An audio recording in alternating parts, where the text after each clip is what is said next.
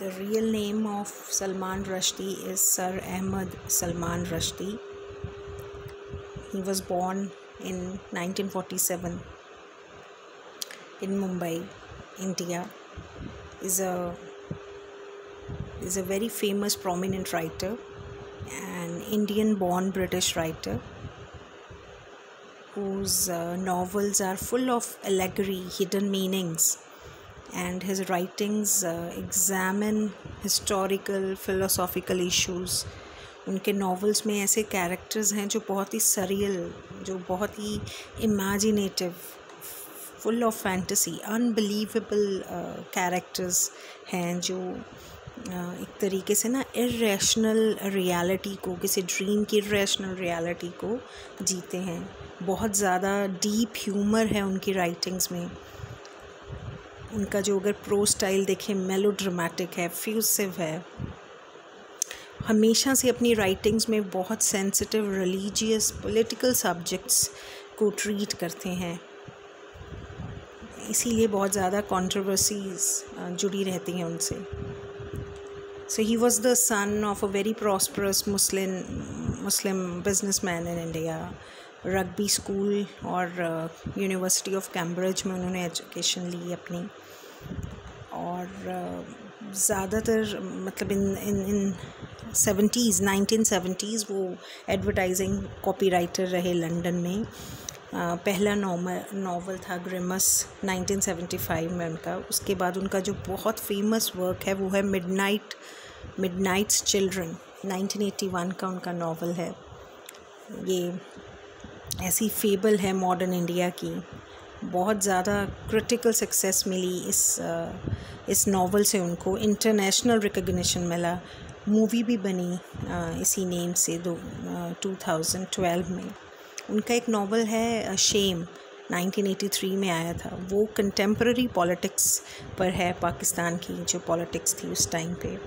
उनका जो 4th novel है द सैटेनिक वर्सेस, वो भी बहुत अक्लेम्ड हुआ. सो इट टॉक्स अबाउट जो सैटेनिक वर्सेस हैं उसमें बहुत ज़्यादा एडवेंचर्स हैं एक कैरेक्टर की जो कि प्रॉफिट मोहम्मद के को रिप्रेजेंट करते हैं उसमें.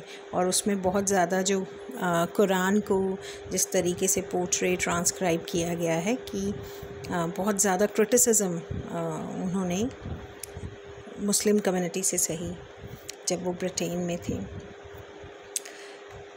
So we see that this writer has mixed responses from the readers. इतना भी कि he got many death threats too, but he kept on writing.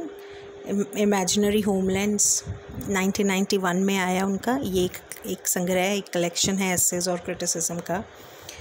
और बच्चों के लिए नॉवल लिखा उन्होंने, Haroun and the sea of city stories 1990 में. एक बहुत ही शॉर्ट स्टोरी कलेक्शन है, ईस्ट वेस्ट कलेक्शन. वो शॉर्ट स्टोरीज़ का है, 1994 में आया. और जो स्टोरी है द फ्री रेडियो, वो इसी कलेक्शन में से है. फिर उन्होंने 1995 में एक नॉवल था the Moor's last sigh. And then in 2001 एक में और लिखा उन्होंने जोसेफ एंटन के नाम से. So there are many other novels जैसे the ground beneath her feet 1999 का. फ्यूरी है एक नॉवल 2001 का. एक एसेज का कलेक्शन है उनका स्टेप अक्रॉस दिस लाइन, जो उन्होंने एसेज 1992 से 2002 के बीच में लिखे. और फिर 2005 में उनका नॉवल आया शालीमार द क्लाउन, जहाँ पे वो टेररिज्म को देखते हैं जो कि कश्मीर रीजन से रिलेटेड है. एक नॉवल है द एनचेंट्रेस ऑफ फ्लोरेंस 2008 में आया, जहाँ पे वो एक फिक्शनलाइज्ड अकाउंट है मुग़ल एम्परर अकबर के बारे में. एक उन्होंने चिल्ड्रंस बुक लिखी Luka and the fire of life 2010 में. It talks about the efforts of Luka, जो कि हमने पहले जो वर्क अभी सुना Haroun on the sea of stories, उस हेरून का वो छोटा भाई है ल्यूका. 2015 में उनका वर्क आया 2 years 8 months and 28 nights. And then there is another work, The 1001 Nights. ये नावल भी उन सभी जो ह्यूमन इमेजिनेशन को सेलिब्रेट करता है, उन सभी स्टोरीज़ की, जिस वर्क में इतना स्टोरीज़ का डिस्क्रिप्शन है. फिर 2017 में इमिग्रेंट एक्सपीरियंस को एक्सप्लोर किया रश्दी ने द गोल्डन हाउस में. नॉवेल्स ही रोट मैनी, है ना. सो ही इज़ द वन जो सलमान रश्दी हैं, इनको बुकर प्राइज़ मिला 1981 में अपने नावल मिडनाइट्स चिल्ड्रन के लिए. सो मिडनाइट्स में एपोस्ट्रॉफी है, ठीक है. मिडनाइट के बाद एपोस्ट्रॉफी फिर एस. और ये जो नावल है इसमें बुकर ऑफ बुकर्स प्राइज़ भी लिया 1993 में. बेस्ट ऑफ द बुकर 2008 में जो था वो भी मिला इनको. और we see that he received many honours awards. 2007 में इनको नाइटहुड का भी अवार्ड मिला जो ईरानियन गवर्नमेंट ने दिया.